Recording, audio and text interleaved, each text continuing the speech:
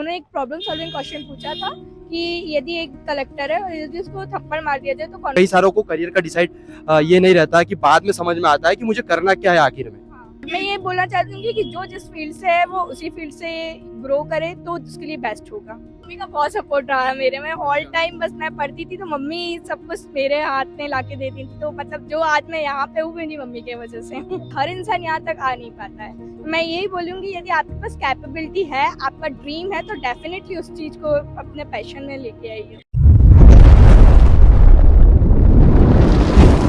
Hi everyone, मैं आपका दोस्त कुमार अर्जुन यादव एक बार फिर से आपका स्वागत करता हूं। जैसा कि आपको पता है कि एडीपीओ के इंटरव्यू चल रहे हैं। आप लोगों को काफी सारे कमेंट आ रहे थे, डीएम आ रहे थे कि सिविल वाले तो इंटरव्यू हम लेते ही हैं, बट एडीपीओ के भी लेके हमें बता दीजिए कि कैसे क्या प्रश्न पूछे जा रहे हैं। तो अभी मैम जस्ट इंटरव्यू दे के आए, ओवरऑल कैसा क्या इंटरव्यू रहा, कैसे प्रश्न पूछे गए, कैसे प्रिपरेशन किया, सारा कुछ हम कवर करने वाले हैं। शुरुआत करने से पहले मैं मेंशन करना चाहूंगा, अगर आप टेलीग्राम चैनल से नहीं जुड़े हैं तो डिस्क्रिप्शन में लिंक दिया गया है, वहां से जुड़ जाइए। क्योंकि जो टॉपर्स वगैरह रहते हैं उनके नोट्स और कॉपी वगैरह शेयर करते हैं। जैसे अभी जो 2019 और 20 में डीएसपी डीसी बने हैं उन लोगों के नोट्स डाल चुका हूँ और बाकी डाल रहे हैं, तो आप जुड़ जाइए। चलिए हम शुरुआत करते हैं मैम के परिचय से।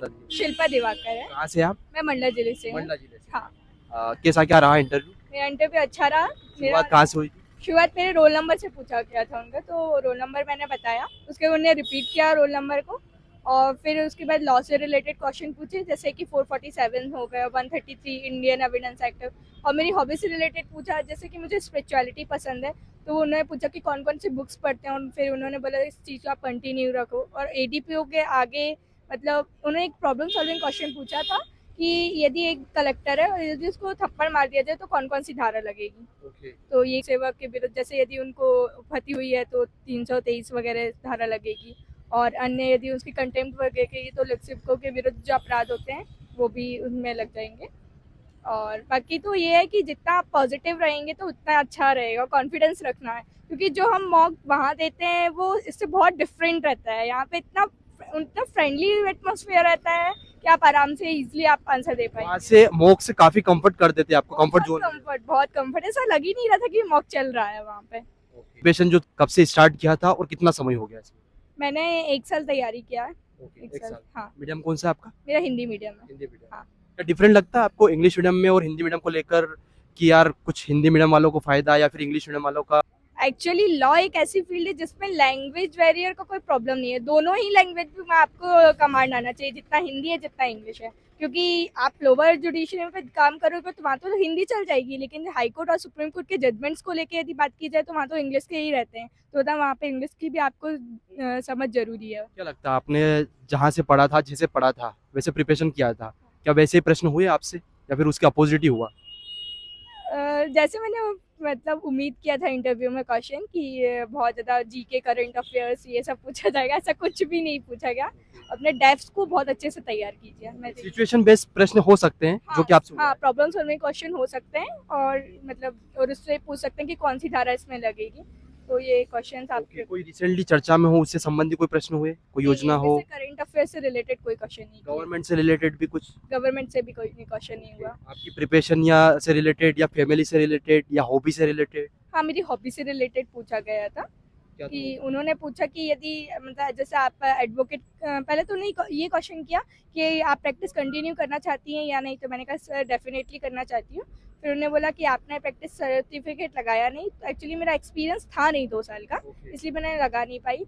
और फिर उन्होंने बोला कि आप किस प्रकार से एक ऑनेस्टी पूर्ण अपने कर्तव्य को निर्वहन कर पाएंगी, तो उसके लिए उन्होंने बताया कि नैतिक पतन कभी होने नहीं देना अपनी फील्ड में, ये सारी चीज़ें। तो मैंने बोला कि मैंने बताया उनको कि मैं इसमें अपना वर्क कर रही हूँ, मैं आध्यात्मिक चीज़ें पढ़ती हूँ, जैसे मेरे स्वामी विवेकानंद हुए और योगा परमहंस, ये सब चीज़ों की किताबें मैं पढ़ती रहती हूँ, और मेरे पिताजी भी इस क्षेत्र में है, तो मुझे काफ़ी सपोर्ट मिलता है इस चीज़ के लिए।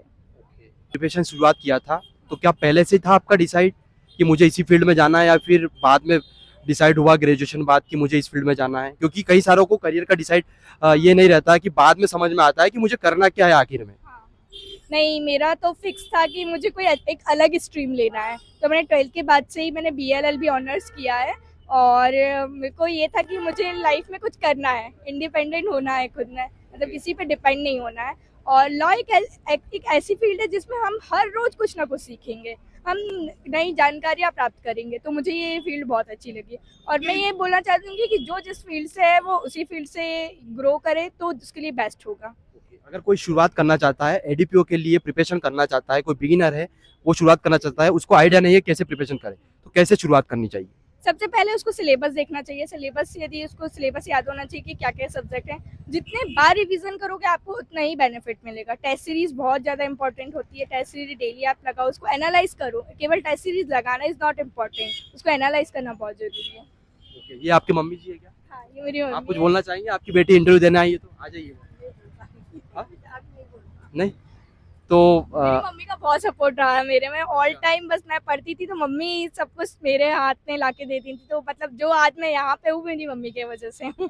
अच्छा, मतलब मम्मी का सपोर्ट काफी रहा। मम्मी, मेरे भाई का बहुत ज्यादा सपोर्ट रहा है यहाँ तक लाने का। कैसा क्या फील कर रहे हैं आज? क्या सोचा था आपने पहले कि मैं एक दिन इंटरव्यू देने आऊंगी आयोग? डेफिनेटली पीएससी मेरा ड्रीम ही था कि मेरा मतलब पीएससी के थ्रू मुझे कोई पोस्ट लेना ही है। मेरा मेरा बहुत बड़ा ड्रीम था और आज मैंने यहाँ पे फर्स्ट इंटरव्यू दिया, फर्स्ट में टाइम में ही मैंने क्लियर किया, तो मेरे के लिए बहुत बड़ी बात है ये। अंदर एंटर किया था आयोग में, जो कि कई सारों का सपना होता है। अपने आप में एक गर्व महसूस होता है कि हाँ, हमारे पास कुछ कैपेबिलिटी है जो हम यहाँ तक आ पहुंचे, क्योंकि हर इंसान यहाँ तक आ नहीं पाता है। तो मैं यही बोलूंगी, यदि आपके पास कैपेबिलिटी है, आपका ड्रीम है, तो डेफिनेटली उस चीज को अपने पैशन में लेके आइए। क्या लगता है आपको कोचिंग करना कंपलसरी है या नहीं? नहीं, मुझे ऐसा नहीं लगता कि कोचिंग करना कंपलसरी है। यदि आप में कैपेसिटी है और आपको डायरेक्शन कोई दे रहा है तो डेफिनेटली आप सेल्फ स्टडी से कर सकते हैं।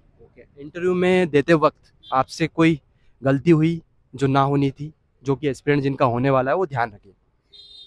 एक दो क्वेश्चन में से बन नहीं पाए थे तो मैंने उसमें सॉरी बोला है, क्योंकि हर व्यक्ति हर क्वेश्चन का आंसर तो नहीं दे सकता है, तो ऐसा कोई गलती तो वैसे नहीं हो पाई है। पहला तो कि जब जाएं तो विश करें पहले, उसके बाद जो क्वेश्चन नहीं बन रहे हैं उसको आप गलत आंसर ना दें, उसमें सॉरी बोल दें, ये सबसे बेस्ट होगा, क्योंकि गलत आंसर से कहीं ना कहीं आपकी छवि बिगड़ जाती है। सॉरी कितनी बार बोला आपने? 2 टाइम्स बोला होगा सॉरी मैंने। अगर ज्यादा बार भी कोई बोलता है तो क्या लगता है इसका कोई डिसएडवांटेज है? नहीं नहीं, कभी कभी तो मैंने खुद ऐसे रिजल्ट्स देखे हैं जहाँ पे लोग 5 से 6 बार सॉरी बोले और उनके मार्क्स बहुत अच्छे आए हैं। तो ये भ्रम में नहीं रहना कि हम सॉरी बोल रहे हैं तो ये हमारे नेगेटिव पॉइंट्स पे जाएगा, ये गलत है। इससे पढ़ने का क्या रहता था आपका? कितने टाइम देते थे इसमें पढ़ने में?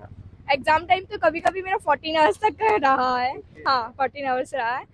क्योंकि जब मन नहीं करता तो मैं बिल्कुल भी नहीं पढ़ती, ऐसा है। मेरे मूड पे डिपेंड करता है कि पढ़ाई मुझे उस पर ही रहता है। मतलब तैयारी आपकी कितने साल की रही है?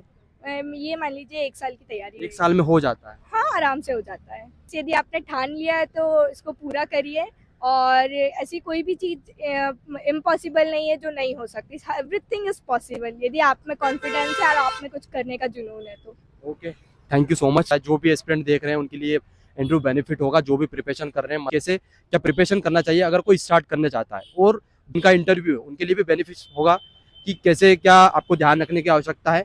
अगर आप टेलीग्राम चैनल से नहीं जुड़े तो डिस्क्रिप्शन में लिंक दिया गया है, वहाँ से जुड़ जाइए, क्योंकि जो टॉपर्स के नोट्स वगैरह कॉपी वगैरह हम शेयर करते रहते हैं।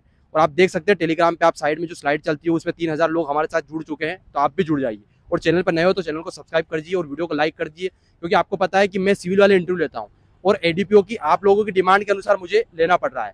तो आप लोग अगर सपोर्ट करेंगे तो मैं पर डे आपको इंटरव्यू लाने की कोशिश करूंगा। अगर आप चैनल पर नए हो तो चैनल को सब्सक्राइब कर दीजिए और वीडियो को लाइक कर दीजिए। Thank you so much.